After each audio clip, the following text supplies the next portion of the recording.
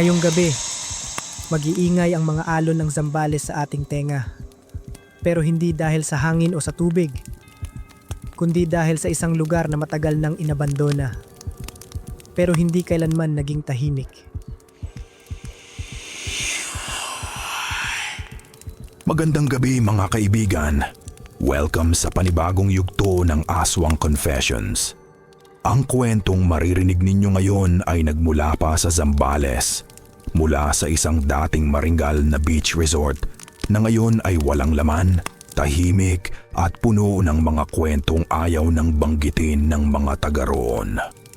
Matagal nang sarado ang resort, pero may naglalakad pa rin sa paligid tuwing madaling araw.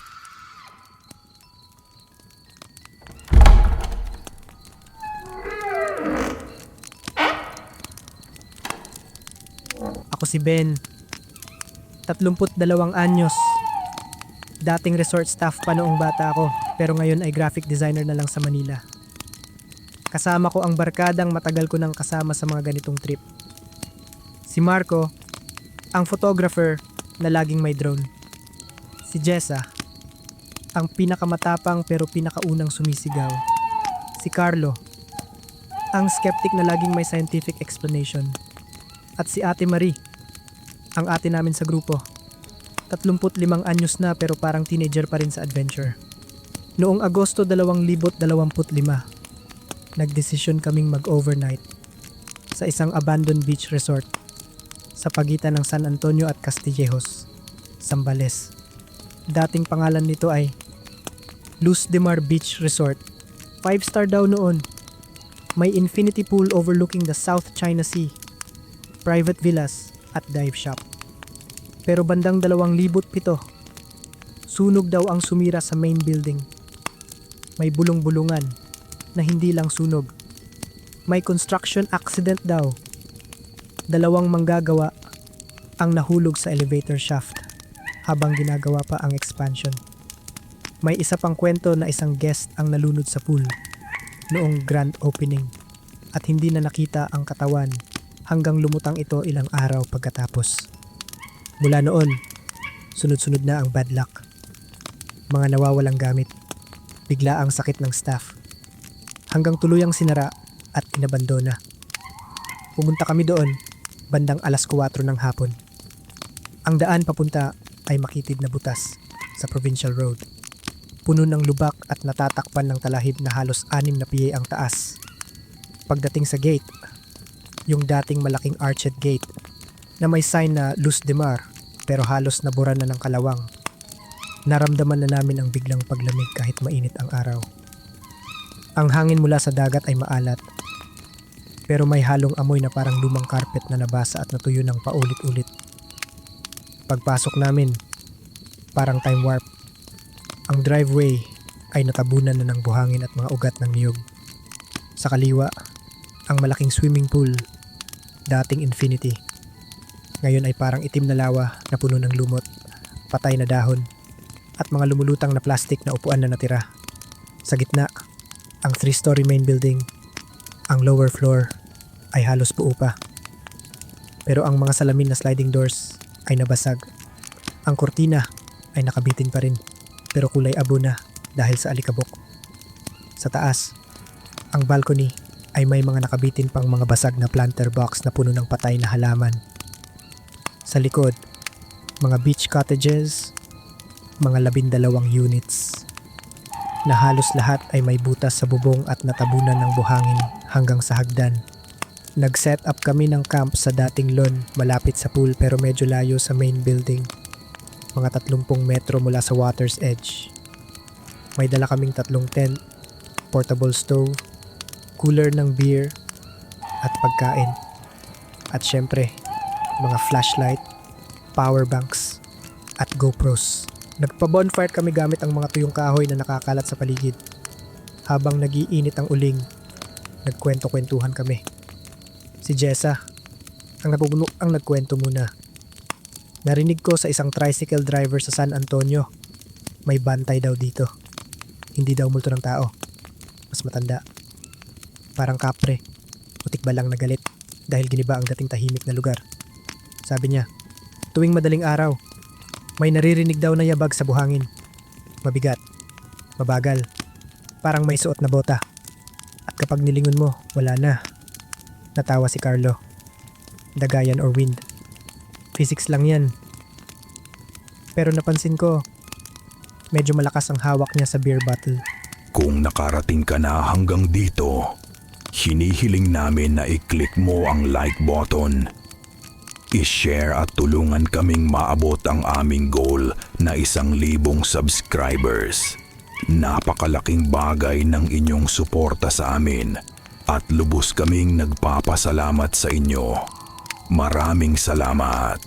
Bandang 9:00 ng gabi, nagdesisyon kaming mag-explore sa loob ng main building.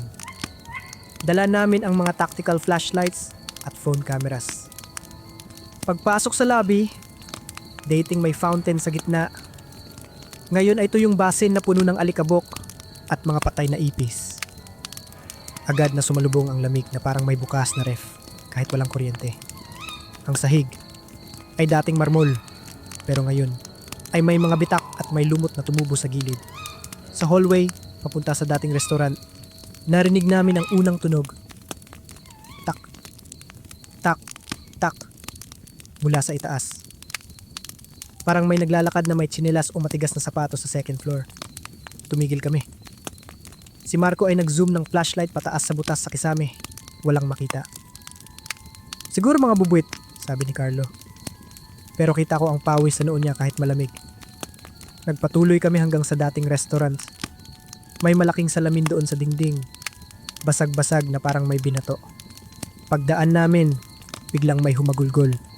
Malalim, mababa. Parang lalaking umiiyak, pero may galit na halong ungol.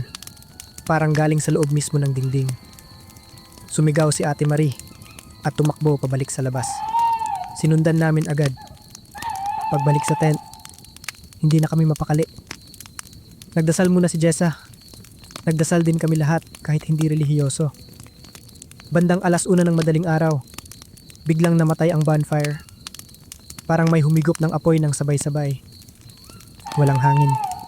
Tapos narinig namin ulit. Krsh, krsh. Yabag sa buhangin, mabigat. Parang may suot na leather boots na lumulubog sa lupa. Malapit na, mga 10 metro lang mula sa tent. Tumingin kami sa dilim patungo sa cottages. Doon, sa likod ng isang matangkad na niyog na may nakalaylay na dahon, may anino. Matangkad, siguro 7 hanggang 8 piye. Payat pero malapad ang balikat.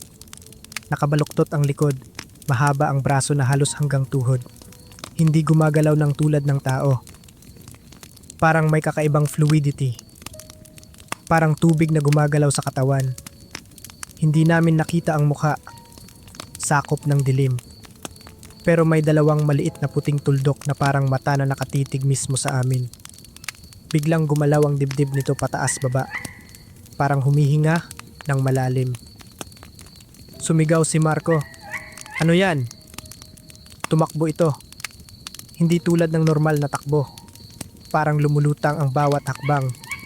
Walang tunog na yabag sa buhangin. Pero naririnig namin ang mabilis na huff, huff, huff, na hinga. At may amoy na sumalpok sa amin. Bulok na isda, nasusunog na buhok, at matapang na pawis. Nadulas si Jessa sa buhangin. Hinila namin siya. Tumakbo kami patungo sa gate. Pero biglang lumamig ng todo ang hangin. Parang may invisible na pader na humaharang. Ang mga dahon ng nyug ay nagkakrusan ng walang hangin. Naramdaman namin ang presensya sa likod. Malapit na. Sobrang lapit. Narinig ko pa ang mahinang click. Click. Parang may pagsasara ng panga. Sa wakas, nakarating kami sa gate. Doon kami naghintay hanggang 5:00 ng madaling araw sa gilid ng kalsada. Nanginginig. Walang signal para tumawag. Pagbalik namin kinabukasan para kunin ang gamit. Oo, kahit takot. Kailangan pa rin naming kunin ang mga tent at camera. Lahat ng tent ay baligtad na parang hinila pataas ng malakas na puwersa. Sa gilid ng pool, may mga bagong bakas ng paa sa putik.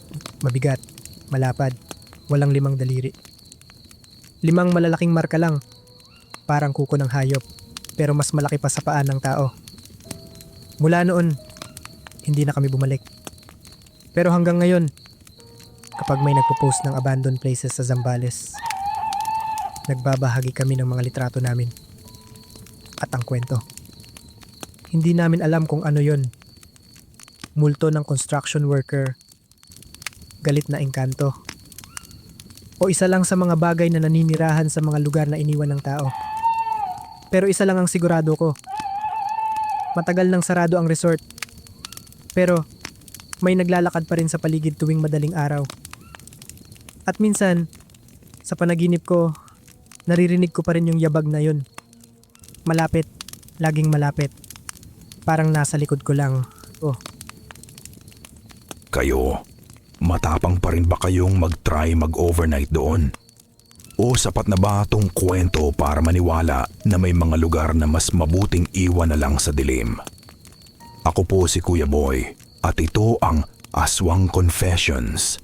Kung nagustuhan ninyo ang kwentong ito, huwag kalimutang mag-like, mag-share at mag-subscribe sa aming channel. I-click na rin ang bell icon para lagi kayong updated sa mga susunod na nakakakilabot na kumpisal.